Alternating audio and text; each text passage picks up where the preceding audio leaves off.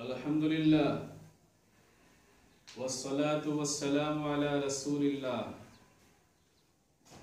وعلى جميع من قام بإحياء سنة رسول اللہ اما بعد فاعوذ باللہ من الشیطان الرجیم بسم اللہ الرحمن الرحیم ان الذين يغضون اصواتهم عند رسول الله اولئك الذين امتحن الله قلوبهم للتقوى لهم مغفرة واجر کریم۔ الحجرات رقم السورہ 49 اور آیت نمبر 3۔ صدق اللہ مولانا العظیم۔ محترم سامعین اور معزز ناظرین، ہمارے جو معاندین ہیں ان کے استدلال کا طریقہ یہ بھی ہے کہ ایک روایت میں آیا ہے عند المنبر، عند المنبر ان لوگوں کے سوچ کے حساب سے منبر سے قریب یعنی پہلی صف میں ہونی چاہیے یہ جمعہ کی اذان ثانی۔ آج ہم اور اسی طرح سے کچھ کتابوں کے حوالے، امام طحاوی اور بھی کئی کتابوں کے حوالے سے یہ بتایا گیا کہ عند المنبر کا لفظ ہے عند المنبر۔ آج ہم لفظ عندہ پہ کلام کریں گے کہ عندہ کا مطلب کیا ہے، تاکہ کسی کو اور دھوکہ نہ دیا جا سکے کہ عندہ کا لفظ جب موجود ہے تو پہلی صف میں مسجد کے اندر، مسجد کے بھیتر ہونا ضروری۔ تو سب سے پہلے میں نے جو قرآن حکیم کی آیت کریمہ پڑھی، اس سے پہلے آیا لا ترفعوا اصواتکم فوق صوت النبی، اے لوگو تم لوگ اپنی آواز کو نبی کی آواز پر بلند مت کرو۔ اگر ایسا کر دیا تو ان تحبط اعمالکم وانتم لا تشعرون، تمہارے عمل بیکار ہو جائیں گے، تمہیں خبر بھی نہ ہوگی۔ اس کے بعد ہے آیت نمبر 3 میں کہ ان الذین یغضون اصواتهم عند رسول اللہ، عند رسول اللہ، وہ لوگ جو نبی کی بارگاہ میں، عند رسول اللہ نبی کے پاس، یغضون اصواتهم اپنی آواز پست رکھتے ہیں، نیچی رکھتے ہیں، تو انہی لوگوں کو اللہ عز و جل نے تقوی کے لیے چن لیا ہے۔ لہم مغفرۃ واجر کریم، ان کے لیے مغفرت ہے اور بہت ہی معزز اجر ہے، ثواب ہے۔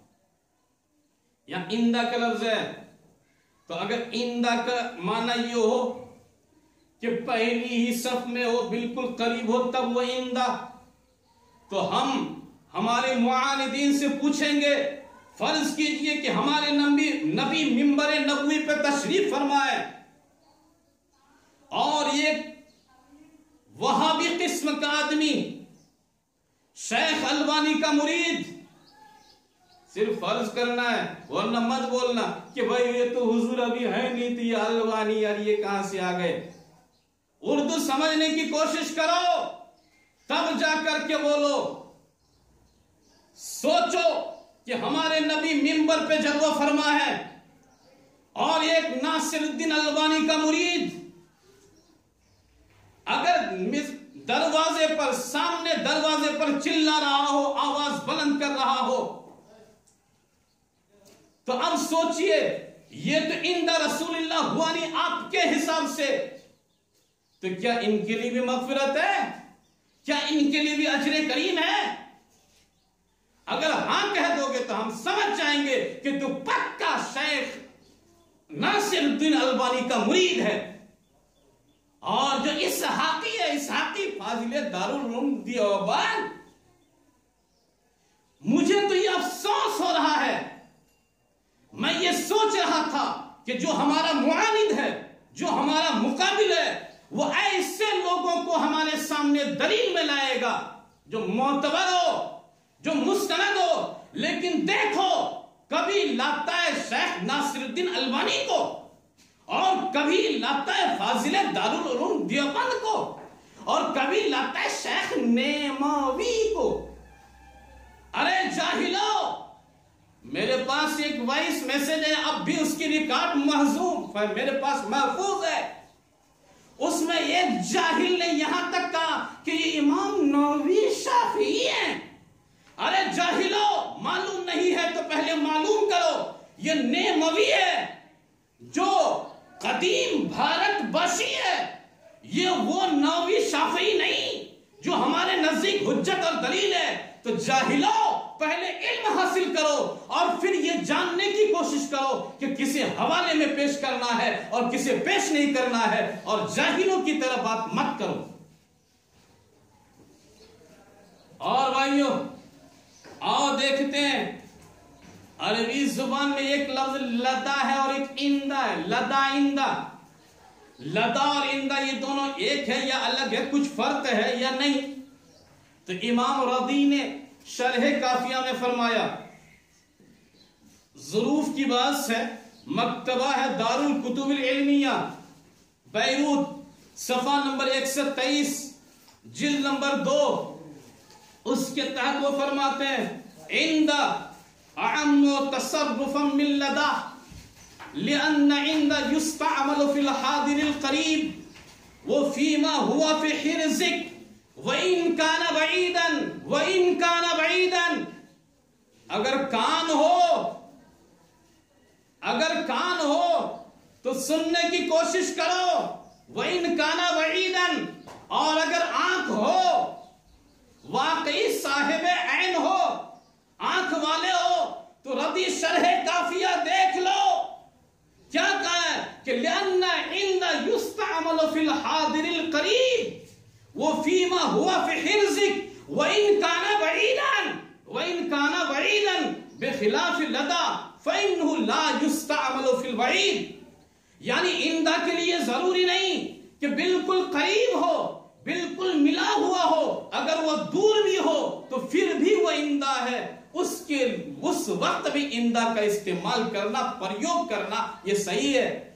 ایک کتاب ہوئی اور ہم دیکھتے ہیں، ہم جو ہمارے معاندین ہیں ہم ان سے کہیں گے کہ بہت ساری حدیث کی کتابوں میں آیا ہے. تابعین فرماتے ہیں کن عند عائشہ رضی اللہ تعالی عنہ، ہم حضرت عائشہ کے پاس تھے. پتہ نہیں یہ لوگ عند عائشہ کا معنی کیا لیں گے، بالکل قریب. ارے جاہلو، سنو، غور کرو، سمجھنے کی کوشش کرو.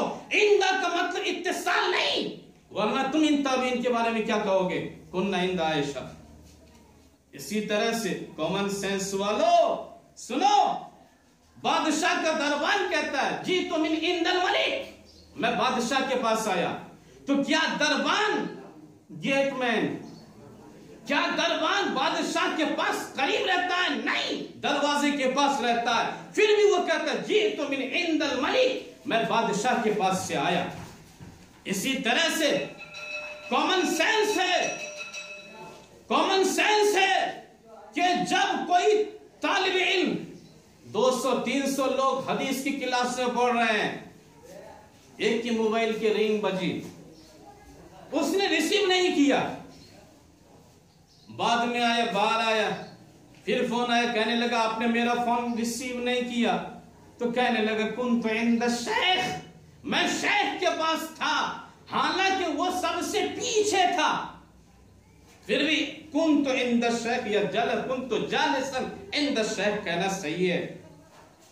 تو اس کا مطلب یہ ہوا کہ قرآن کی آیت نے بتایا عند رسول اللہ، قریب ہونا ضروری نہیں. اور امام رضی نے شرح کافیہ میں جو فرمایا اس سے بھی یہ پتا چلا کہ عندہ کے لیے قریب یعنی بالکل ملا ہوا ہونا ضروری نہیں. اسی طرح سے جو کامن سینس سے جو ہمارے عرف اور عادت میں استعمال کیا جاتا ہے، اس میں بھی ہم لوگ یہی سمجھتے ہیں کہ عندہ کے لیے بالکل ملا ہوا ہونا ضروری نہیں، بلکہ عندہ کے تعلق سے اصول بزدوی میں باب حروف الجر نور محمد کتب خانہ کراچی صفحہ 113 میں آیا عند للحضرہ، یعنی جو حاضر ہو، جو سامنے ہو، اس کے لیے عندہ کا لفظ بولا جاتا ہے. دیکھنے اور جو دیکھنے میں آئے اس کے لیے بھی عندہ کا لفظ بولا جاتا ہے. اب یہ عجیب اتفاق ہے کہ فقہا نے عند المنبر کا لفظ استعمال کیا. فقہا نے عند المنبر کا لفظ استعمال کیا. عند المنبر لیکن فقہا نے عندہ کا معنی کیا بتایا؟ یہی پتہ نہیں. اس لیے اب ہم فقہا کے پاس چلتے ہیں کہ اے فقیہان، اے فقیہو ہماری ذرا رہنمائی کرو، کیونکہ آج کل کچھ بدتینت لوگ آپ لوگوں کے عندہ سے غلط معنی نکال رہے ہیں اور یہ کہہ رہے ہیں کہ منبر سے متصل پہلی صف میں ہونا ضروری ہے. تو جب ہم نے کتابیں دیکھی، ہدایہ، کنز الدقائق، تنویر الابصار وغیرہ، اللفظ للکنز، کتاب السرقہ، فصل فی الحفظ، ایچ ایم سعید کمپنی، صفحہ نمبر 179، اس میں ایک مسئلہ ہے، من سرق من المسجد متاعا وربه عنده قطع، کہ جس نے مسجد سے کوئی سامان چرا لیا، وَرَبُّهُ عِنْدَهُ غور سے سننا، وَرَبُّهُ عِنْدَهُ اور سامان کا مالک وہیں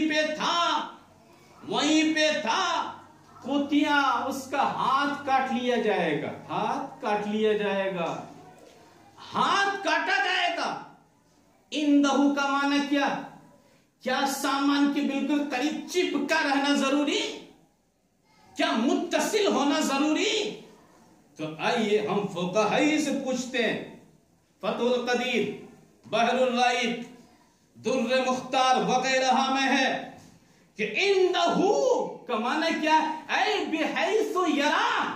عندہو کا مطلب یہ کہ مالک ایسی جگہ ہو جہاں سے وہ اپنے سامان کو دیکھتا ہو.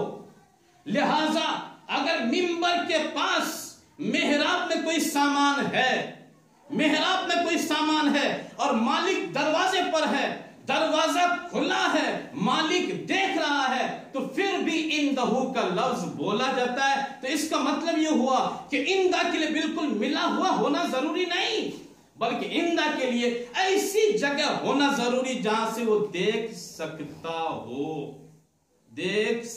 ہو. اور میرا سوال ان معاندین سے، ایک مسئلہ پوچھ رہا ہوں میں، جواب دینا. مثلا ایک وہابی، جمعہ کا دن تھا،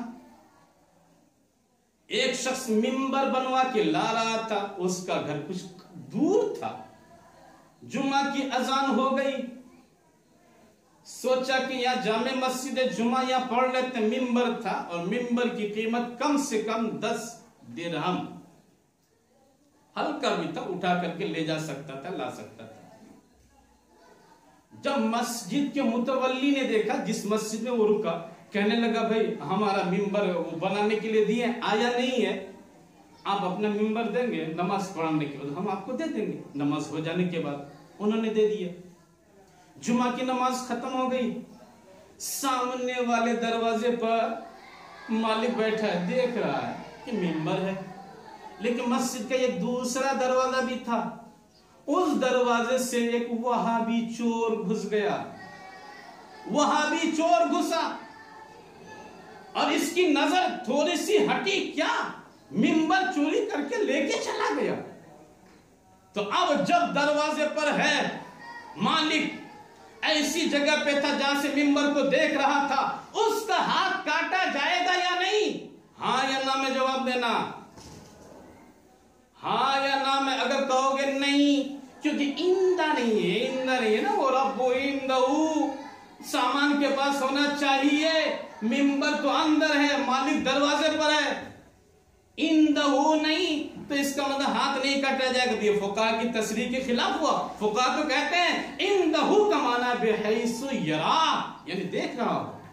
اور اگر آپ یہ کہو کہ ہاں اس کا ہاتھ کاٹا جائے گا، تو ہم کہیں گے کہ عندہ کے معنی کو تو آپ نے مان لیا کہ عمدہ کے لیے پہلی صف میں ہونا ضروری نہیں، بلکہ مسجد کے دروازے پر یا صحن مسجد میں بھی اگر ہو اور وہاں سے امام صاحب اسے دیکھ رہا ہو تو وہ عمدہ ہے، عندہ ہے، وہ بھی عند المنبر ہے۔ اس لیے عمدہ کے لیے ضروری نہیں کہ بالکل ملا ہوا ہو، پہلی صف میں ہو۔ وَمَا عَلَيْنَا إِلَّا الْبَلَاغُ الْمُبِينُ۔